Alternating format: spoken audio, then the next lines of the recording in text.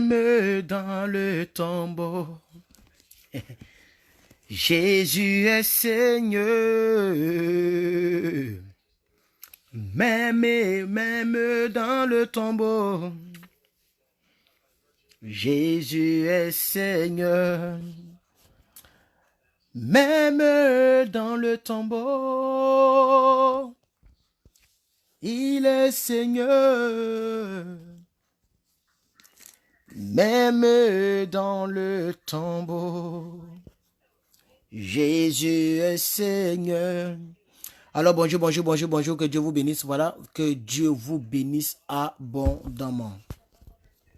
Nous avons lu la fois dernière l'histoire de Salomon. Au chapitre 11, Salomon a abandonné son Dieu. Et après quoi, nous avons lu aussi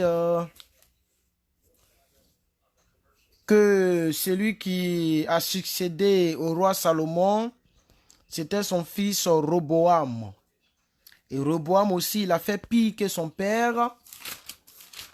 Et après Roboam, nous avons assisté à la venue de Jéroboam. Et hier, nous avons terminé la lecture avec Jéroboam qui avait perdu son enfant. Et aujourd'hui, nous continuons notre lecture de la Bible en un an, toujours dans l'Ancien Testament, dans le livre de 1 Roi, le chapitre 15, 16, 17 et 18. 1 Roi, chapitre 15, 16, 17 et 18. Je m'en vais me connecter pour partager dans mon groupe chrétien la vérité des Écritures, qui est mon groupe chrétien. Je m'en vais partager simplement là-bas. Et puis, je vais commencer, puisque je ne vois pas les gens en ligne. J'espère que vous allez bien. J'espère que la foi est toujours présente, malgré tout ce que vous voyez là, coronavirus et tout. N'oubliez pas que Dieu est avec nous. Alors, ça, c'est mon groupe, ça. Voilà. Je partage dans mon groupe. Voilà. Pendant qu'il y a trop de bavardage sur les réseaux sociaux, moi par contre, et les quelques personnes qui me suivent, jusqu'à présent, nous continuons de lire donc les Saintes Écritures. Voilà. Donc, je voulais voir si ça passe. Ok, ça passe. Alors, moi, je m'en vais lire directement, et puis voilà. Nous sommes dans le livre de 1 Roi, chapitre 15, la 18e année du règne de Jéroboam, fils de Naboth. Abijam régna sur Juda. Il régna 3 ans à Jérusalem. Sa mère s'appelait Maaka. Elle était fille d'Abisalom. Il se livra à tous les péchés que son père avait commis avant lui. Et son cœur ne fut point tout entier à l'Éternel, son Dieu, comme l'avait été le cœur de son père et de David, son père. Mais à cause de David, l'Éternel, son Dieu, lui donna une lampe à Israël, à Jérusalem, en établissant son fils après lui et en laissant subsister Jérusalem. Car David avait fait ce qui est droit aux yeux de l'Éternel et il ne s'était détourné d'aucun de ses commandements pendant toute sa vie, excepté dans l'affaire d'Uri, le Hétien. Donc l'affaire d'Uri, voilà, c'est là que David a déconné en sortant avec la femme d'Uri et en tuant Uri. Il y eut guerre entre Roboam et Jéroboam, tant que vécut Roboam. Le reste des actions d'Abijam et tout ce qu'il a fait, cela n'est-il pas écrit dans le livre des chroniques des rois de Juda? Il y a eu guerre entre Abijam et Jéroboam. Abijam se coucha avec ses pères et on l'enterra dans la ville de David à Asa, son fils, régna à sa place. La 20e année de Jéroboam, roi d'Israël, Asa régna sur Juda. Il régna 41 ans à Jérusalem. Sa mère s'appelait Maaka, elle est toujours fille d'Abissalom. Asa fit ce qui est droit aux yeux de l'Éternel, comme David son père. Il ôta du pays les prostituées et il fit disparaître toutes les idoles que ses pères avaient faites.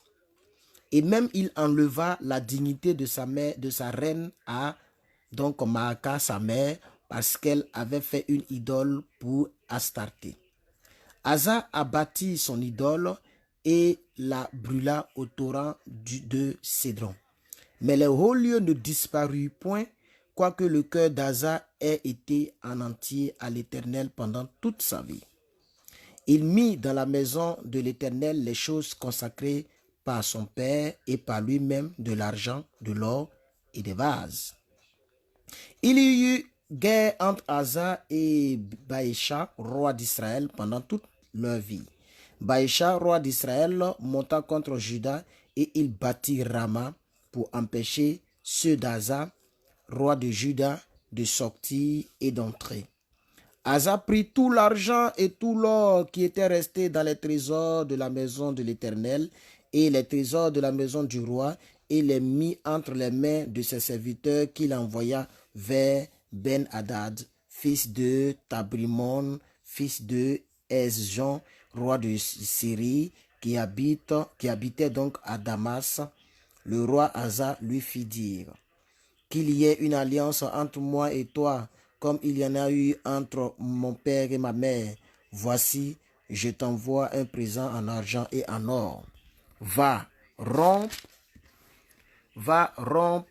ton alliance avec Baïcha, roi d'Israël, afin qu'il s'éloigne de moi. Ben-Hadad écouta le roi Asa et envoya les chefs de son armée contre les villes d'Israël. Et il bâtit Ijon, Dan, Abel, Beth-Maaka, tout Kinéroth et tout le pays de Nephtali. Lorsque Baïcha l'apprit, il cessa de bâtir Rama et il resta à Tirsa. Le roi Asa convoqua tout Juda sans accepter personne et il emportait les pierres et le bois que Baïcha employait à la construction de Rama et le roi Asa s'en servit pour bâtir Geba de Benjamin et de Mistpa.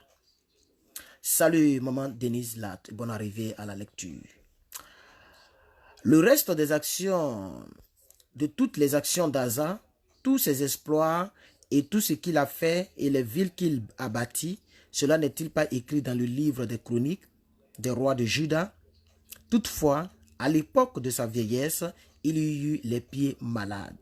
Asa se coucha avec ses pères et il fut enterré avec ses pères dans la ville de David son père et Josaphat son fils régna à sa place.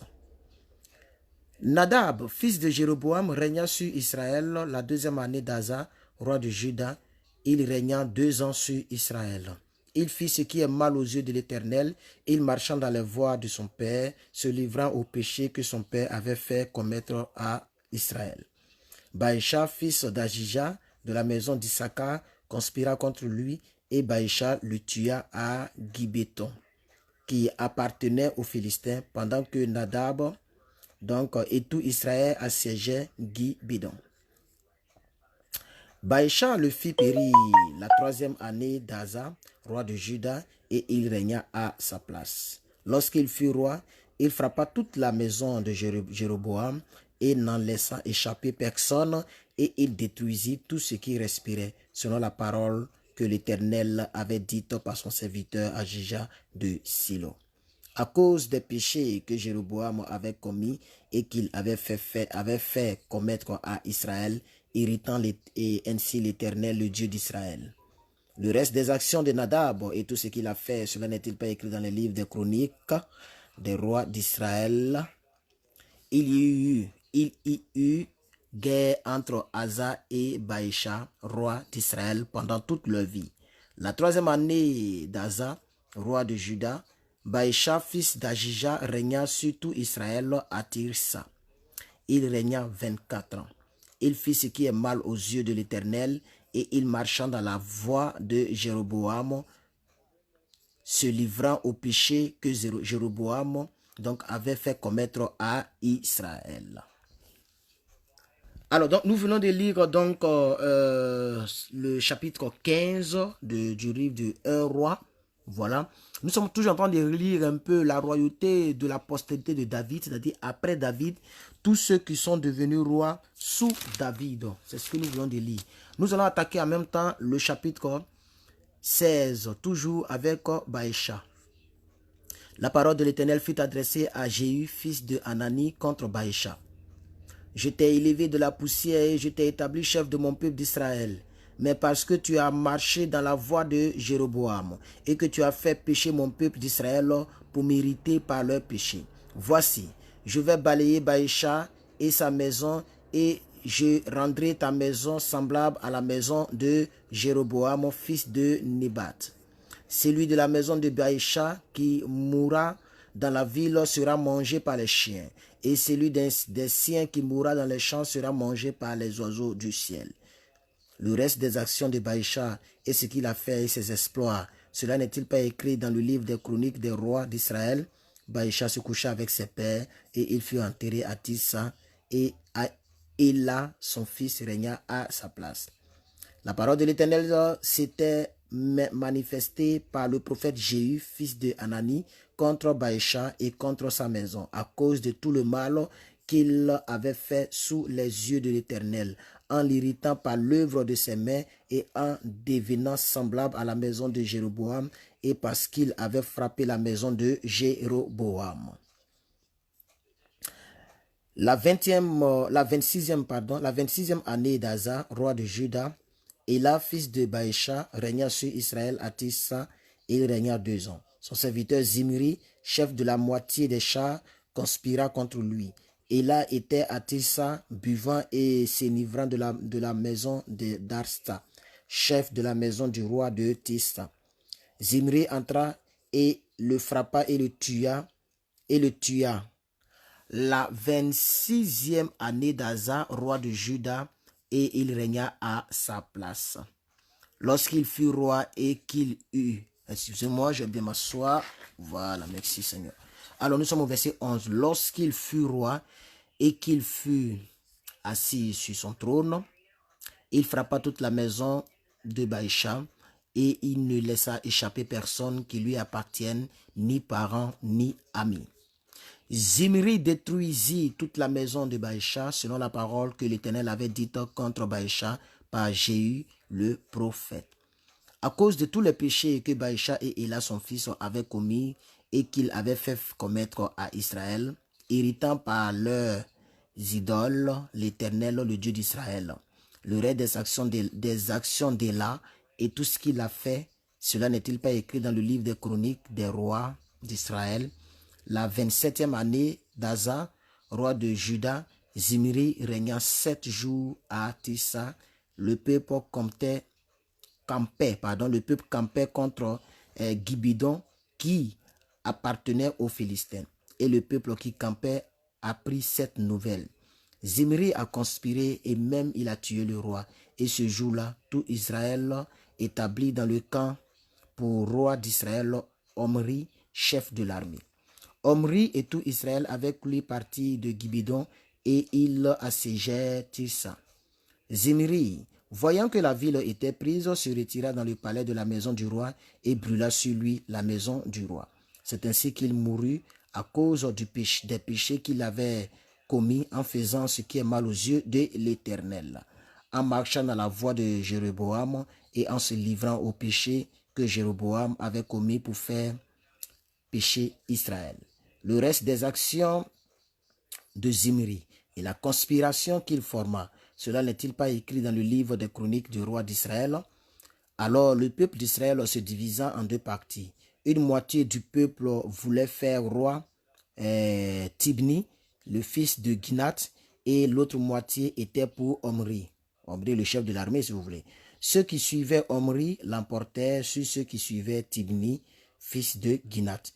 Tibni mourut et Omri régna. Lisons maintenant le règne de Omri, les frères et sœurs. La 31e année d'Asa, le roi de Juda, Omri régna sur Israël. Il régna 12 ans, après avoir régné 6 ans à Tirsa. Il acheta de Shemer, la montagne de Samarie, pour 2 talents d'argent, et il bâtit sur la montagne. Il bâtit quoi sur la montagne? Et il bâtit sur la montagne. Et il donna à la ville qu'il bâtit le nom de Samarie, d'après le nom de Shemer, seigneur de la montagne.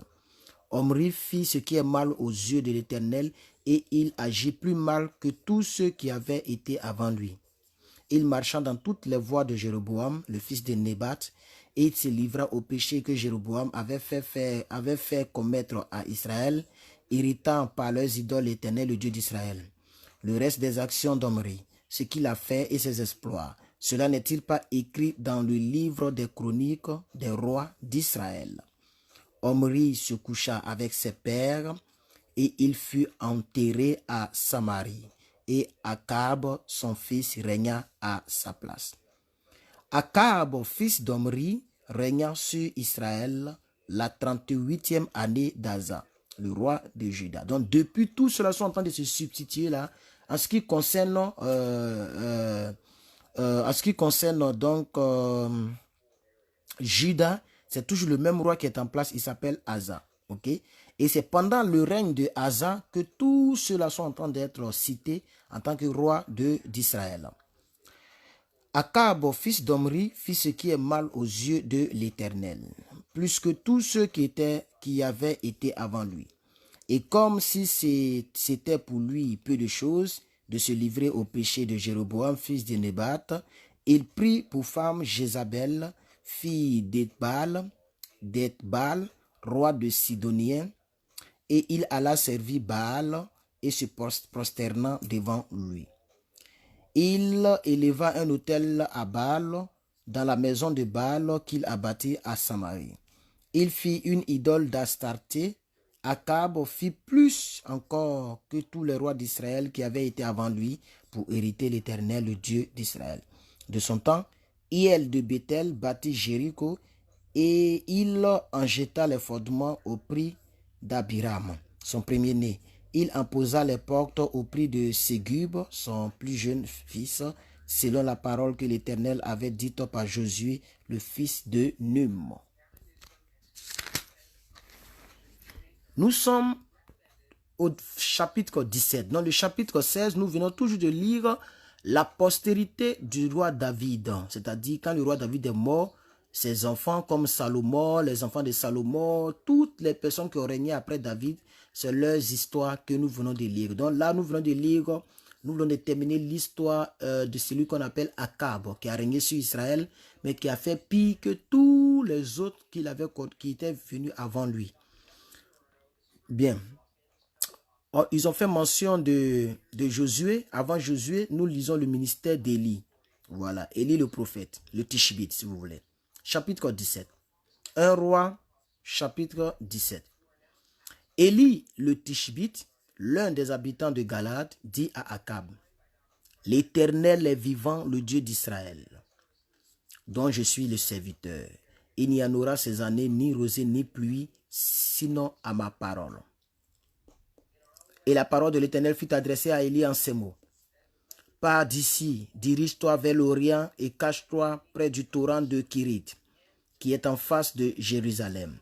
Tu boiras de l'eau du torrent et j'ai ordonné au corbeau de te nourrir là. » Il prit et fit selon la parole de l'Éternel et il s'établit près du torrent de Kirit, qui est en face du Jourdain. Les corbeaux lui apportaient du pain et de la viande le matin, et du pain et de la viande le soir, et il buvait de l'eau du torrent. Mais au bout d'un certain temps, le torrent fut à sec, car il n'était plus tombé d'encore de pluie dans le pays.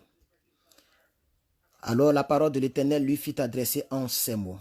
« Lève-toi, va à Sérepta, qui appartient à Sidon, et demeure là.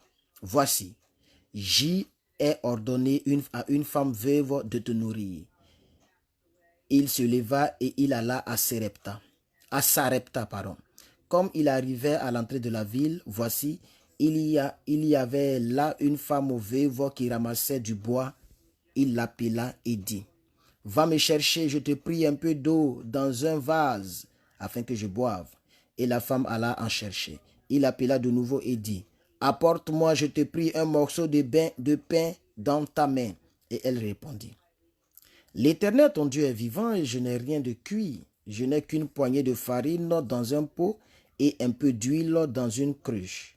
Et voici, je ramasse 2 morceaux de bois, puis je rentrerai et je préparerai cela pour moi et pour mon fils. Nous mangerons et après quoi nous mourrons. » Élie lui dit, « Ne crains point, rentre, fais ce que tu as dit. Seulement, prépare-moi d'abord avec cela un petit gâteau et tu me l'apporteras. Tu en feras ensuite pour toi et pour ton fils. Car ainsi parle l'Éternel, le Dieu d'Israël. La farine qui est dans le pot ne manquera point, et l'huile qui est dans la cruche ne diminuera point, jusqu'au jour où l'Éternel fera tomber de la pluie sur la face de la terre. » Elle alla et elle fit selon la parole du prophète Élie. Et pendant longtemps, elle eut de quoi à manger, elle et sa famille, aussi bien qu'Élie. La farine qui était dans le pot ne manquait point, et l'huile qui était dans la cruche ne diminua point, selon la parole que l'Éternel avait prononcée par Élie. Donc ça, c'est extraordinaire. C'est-à-dire, on prend l'huile, mais ça ne diminue pas. On prend la farine, mais il y a toujours de la farine. Ça, c'est extraordinaire. C'est Dieu qui fait ça, le Dieu d'Élie. Nous allons lire à partir du chapitre 17, chapitre 17, n'est-ce pas? Mais le verset 17. Nous lisons Élie qui va ressusciter donc le fils de la veuve de Sarepta. Après ces choses, le fils de la maîtresse de la maison devint malade. Et sa maladie fut si violente qu'il ne respira plus, qu'il ne resta plus en lui de respiration. Cette femme dit alors à Élie, « Qu'il y a-t-il entre moi et toi, homme de Dieu? Es-tu venu chez moi pour rappeler le souvenir de mon iniquité et pour faire mourir mon fils? » Il lui répondit, parce qu'un homme de Dieu quelque part, normalement le malheur ne devait pas venir comme ça. C'est ça que la vérité. Il lui répondit, « Donne-moi ton fils. » Et il le prit du sein de la femme, le montant dans la chambre haute où il demeurait et le coucha sur son lit.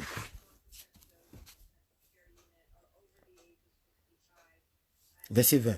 Puis il invoqua l'Éternel et dit, « Éternel mon Dieu, est-ce que tu affligerais au point de faire mourir son fils, même cette veuve chez qui j'ai été reçu comme un hôte? » Il s'étendit 3 fois sur l'enfant, invoqua l'Éternel et dit, « Éternel mon Dieu, je t'en prie, que l'âme de cet enfant revienne au-dedans de lui. » Et l'Éternel écouta la voix d'Élie, et l'âme de l'enfant revint au-dedans de lui, et il fut rendu à la vie.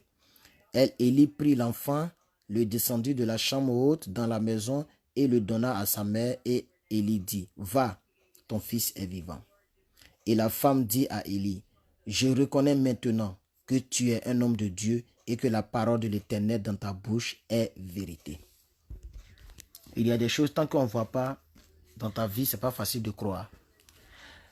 Alléluia! Et je l'ai dit dans mon groupe tout à l'heure, tous ceux qui me suivent ne partiront pas par ce virus.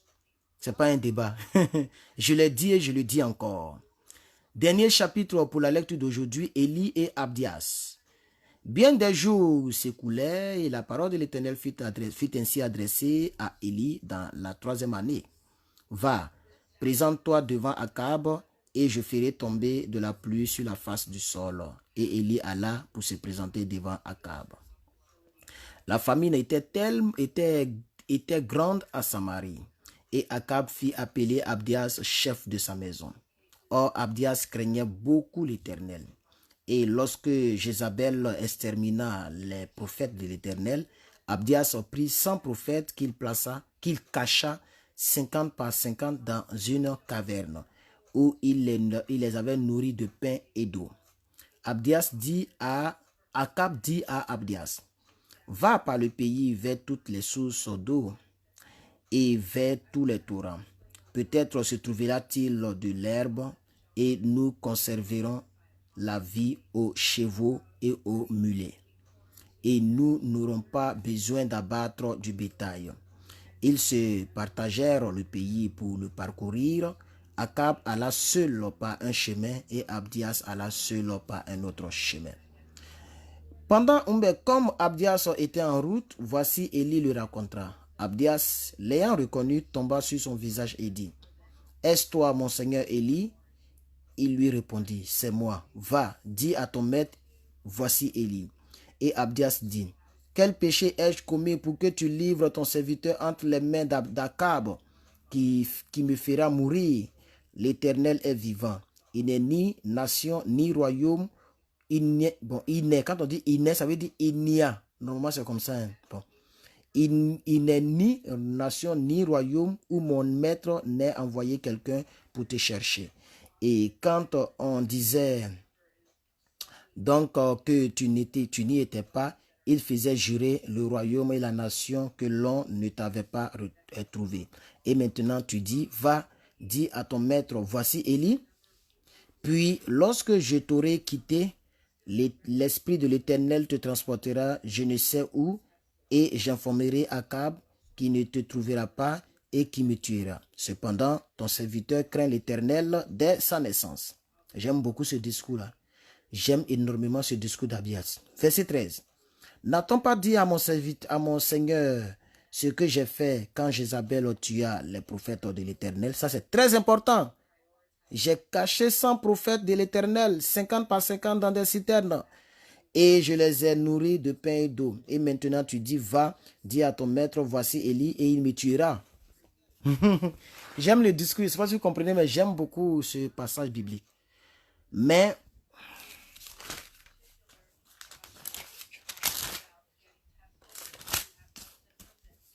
ok.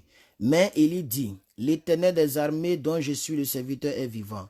Aujourd'hui, je me présenterai devant Akab. Abdias, étant allé à la repentance, à la rencontre d'Akab, l'informa de la chose.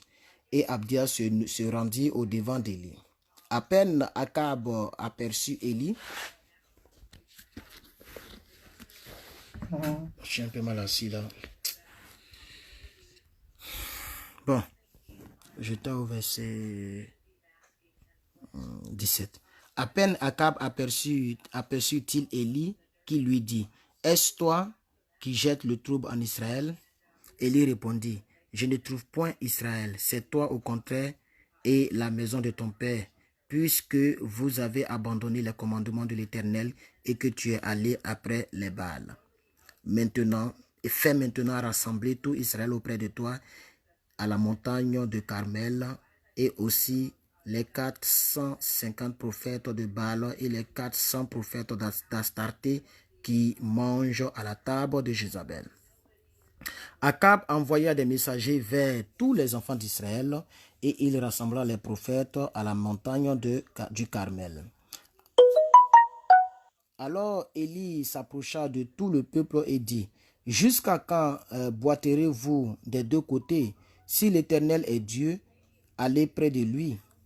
Après lui, si c'est Baal, allez après lui. » Le peuple lui répondit rien.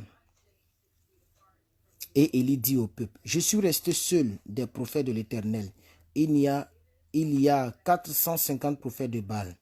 Que l'on nous donne 2 taureaux, qu'ils choisissent pour eux l'un des taureaux, qu'ils le coupent par morceaux et qu'ils le placent sur le bois, sans y mettre le feu. Et moi, je préparerai l'autre taureau et je le placerai sur le bois sans y mettre le feu. Puis invoquez le nom de votre Dieu, et moi j'invoquerai le nom de l'Éternel. Le Dieu qui répondra par le feu, c'est celui-là qui sera Dieu. » Et tout le peuple répondit en disant, « C'est bien. » Élie dit au prophète de Baal, « Choisissez pour vous l'un des taureaux, préparez-le les premiers, car vous êtes le plus nombreux, et invoquez le nom de votre Dieu, mais ne mettez pas le feu. » Ils prirent le taureau qu'on leur donna et le préparèrent. et ils invoquaient le nom de Baal depuis le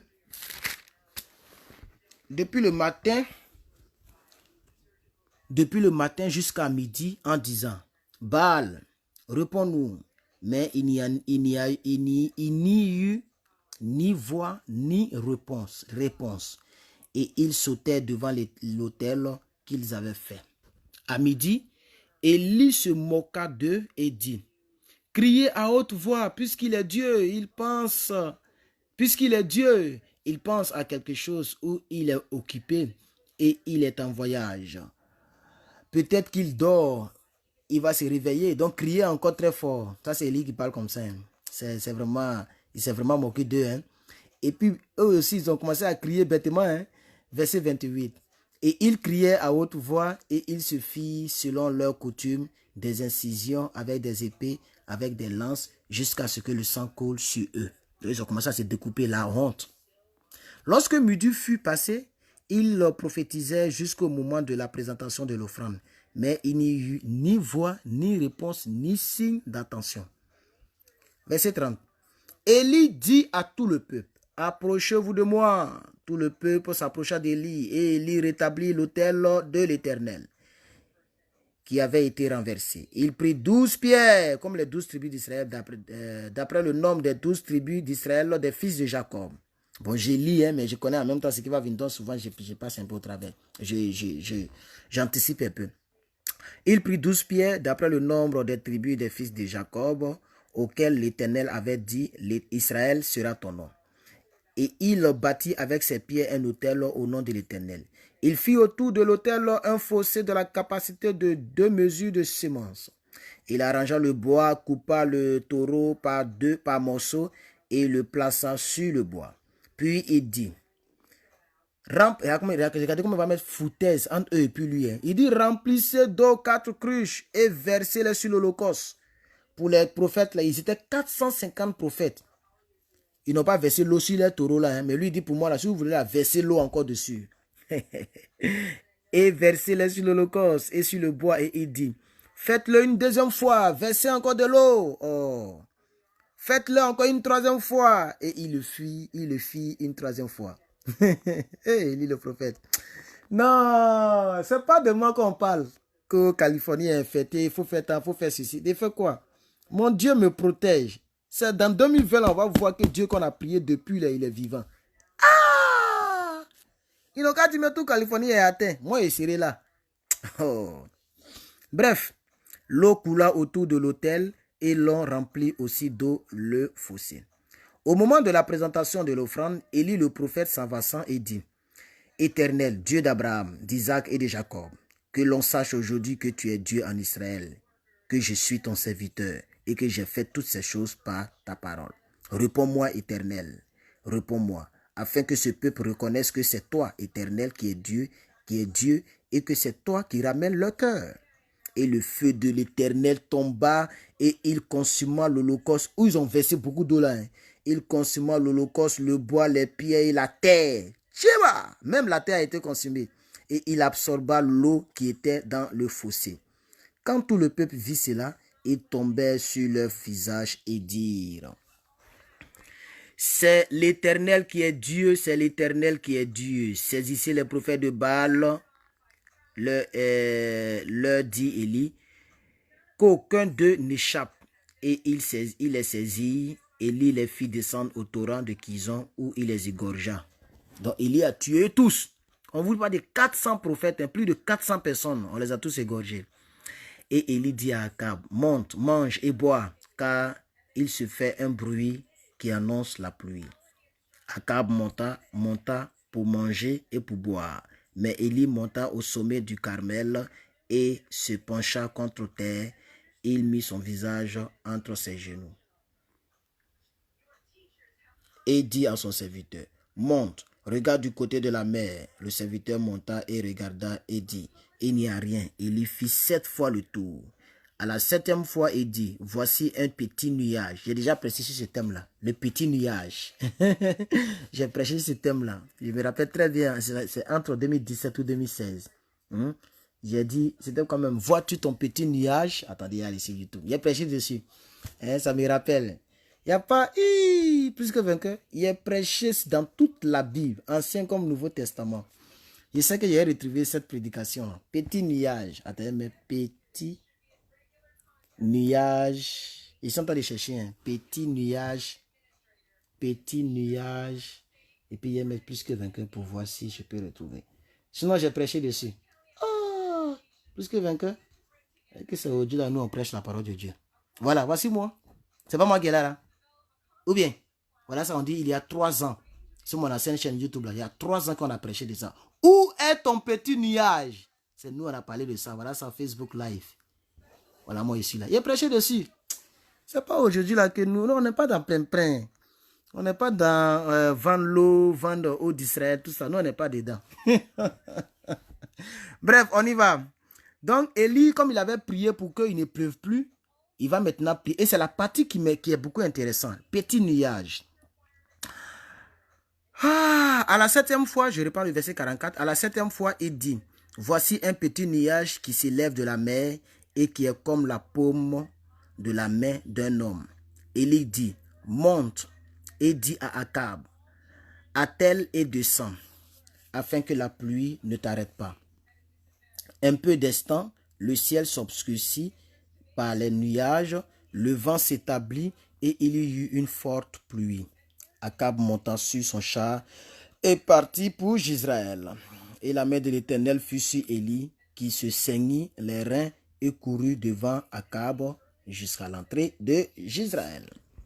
Alors, que Dieu vous bénisse. Si vous avez un petit temps que vous n'avez rien à faire dans votre, comment on appelle ça, dans votre confinement, vous pouvez venir checker ici, vous tapez où est ton petit nuage, vous mettez plus que vainqueur, il va vous montrer cette prédication, j'ai parlé de ça, vous voyez comment la prédication a duré 1h35 minutes, ça veut dire inspiration était trop, que Dieu vous bénisse, merci d'avoir lu ce message avec nous, et demain je vous donne rendez-vous pour la 78e lecture, voilà, 78e lecture, dont nous avons prêché en janvier 2017. Voilà, voici le message, voici moi ici.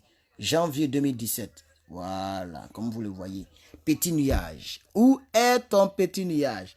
Merci, que Dieu vous bénisse et à la prochaine pour une nouvelle lecture. À demain pour une nouvelle lecture dans la présence de Dieu. Demain, il paraît qu'ils vont m'appeler pour que je passe faire 3 heures quelque part là-bas.